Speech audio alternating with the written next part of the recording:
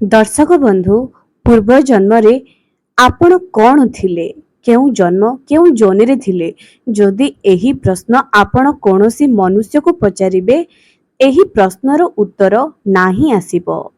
पूर्व जन्म विषय रे जानिबाकू जेतिकी रोचक लागे सेतिकी रहस्यमय मध्य अटे। पूर्व जन्मर कथा काहार मध्य स्मरण न थाए, कारण आत्मा बारंबार गोटे शरीर आ गोटे शरीर रे जन्म होई थाए। तेणु पूर्व जन्मर कथा काहार मन न थाए। तेबे पूर्व जन्म रे आमर मृत्यु किपरि होइथिला, पूर्व जन्म रे आमे कौन थिले एहा आमको सातटी संकेत भी मिली थाए। पूर्व जन्म को नहीं प्रत्येक मनुष्य को किछि ना किछि सातटी संकेत मिली थाए। प्रत्येक मनुष्य को एपरि किछि किछि बारंबार भय आसी थाए। प्रकृति आमको किछि संकेत दे थाए। दर्शक बंधु आजिर भिडियो रे आमे किछि खास सातटी संकेत विषय जानिबा, जहाँकि पूर्व जन्म रे आमर मृत्यु किपरि होइथिला। एमिति सातटी संकेत आमको प्रकृति ठारू मिली थाए।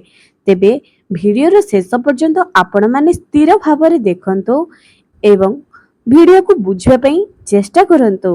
जदि आपण माने मो चैनल रे नुआ आसु आपण माने जदि मो चैनल रे नुआ आसुचंती सब्सक्राइब करी पाखरे थिबा बेल आइकन को प्रेस करंतो।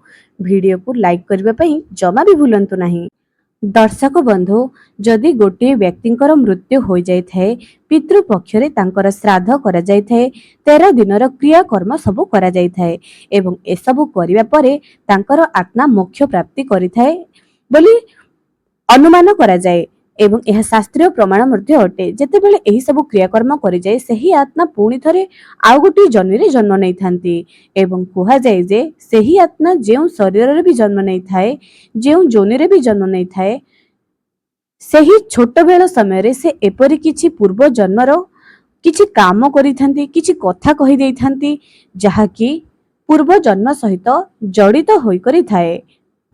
आपण माने जेतेबेले छोट छुआटी 1 वर्षरु ऊपर तळ छुआ कथा कहूची, बहुत छोट छोट छुआ मानकु आपण माने देखिथिबे, से माने जेतेबेले सोइथिबे अचानक हसुथिबे, अचानक कांदुथिबे, किछि भी कारण नथिबो कांदुथिबे। एमित्रे भी आहुरी भी जदि हमें 5 वर्ष भीतर पिला मानकु कथा कहिबा, से माने भी अचानक कांदुथिबे, अचानक हसी दउथिबे बिना कोनोसी कारण रे एवं तार कारण आपण पचारिले से कहि भी पारु नथिबे।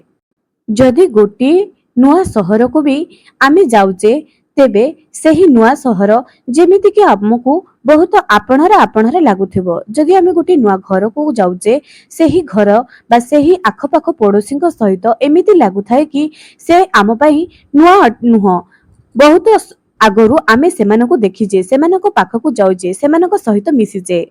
एबे दर्शक बंधु एहा आम पई टिके आश्चर्यजनक कथा अटे जे किपरि आमे गोटे अजणा अचिन्हा जगह को अजणा अचिन्हा मनुष्य को हठात निजर बोली भाबी देई थाउ। एहा किपरि संभव, एहा पूर्व जन्मर कनेक्शन बोली कुहा जाए। एबे दर्शक बंधु जैन हिंदू शास्त्र रे कुहा जायछि जे मन एवं चित्त रे टिके फरक अछि। आम चित्त रे 1 लाख जोनिर सब स्मृति स्मरण होई करी रही थाए, जहा कि आमे जानि पार नथो, किंतु हमर मन से सब भूली जाई थाए।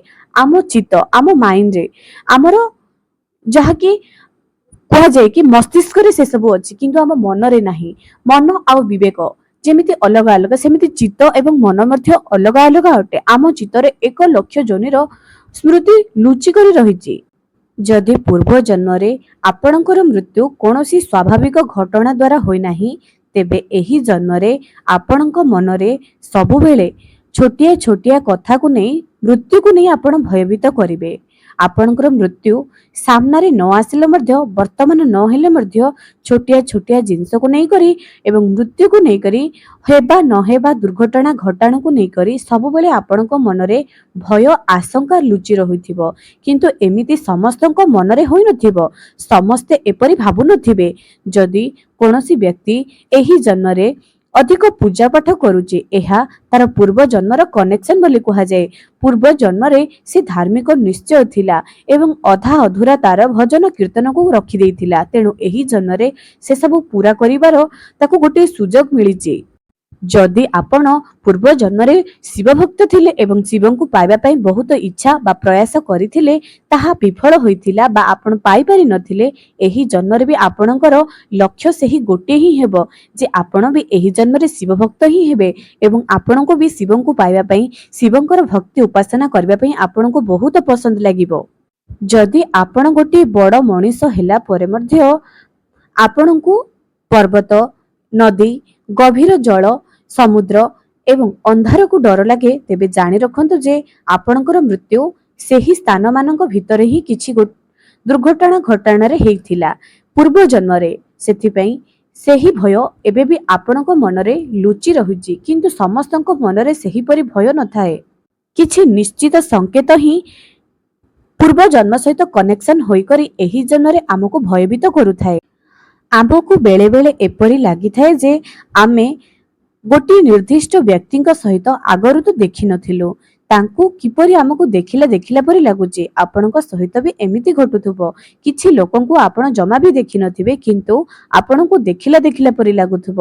ଏମିତି ବି କିଛି ଜଣଙ୍କ ସହିତ ହୋଇଥାଏ ନା, ଅଜଣା ଅଚିହ୍ନା ଲୋକଙ୍କ ସହିତ ଆପଣ ଏମିତି ମିଶିଯିବେ ଯେମିତିକି ପୂର୍ବ ଜନ୍ମର କିଛି କନେକ୍ସନ ଅଛି। ପୂର୍ବ ଜନ୍ମର କିଛି ସମ୍ପର୍କ ଆପଣଙ୍କୁ ଅଧା ଅଧୁରା ରହିଯାଇଥିଲା, ଯାହାକି ଏହି ଜନ୍ମରେ ପୂରା କରିବା ପାଇଁ ଆପଣ ସେହି ପରିବାର ସହିତ, ସେହି ନିର୍ଦ୍ଦିଷ୍ଟ ବ୍ୟକ୍ତିଙ୍କ ସହିତ ପୁଣି ଥରେ ମିଶୁଛନ୍ତି।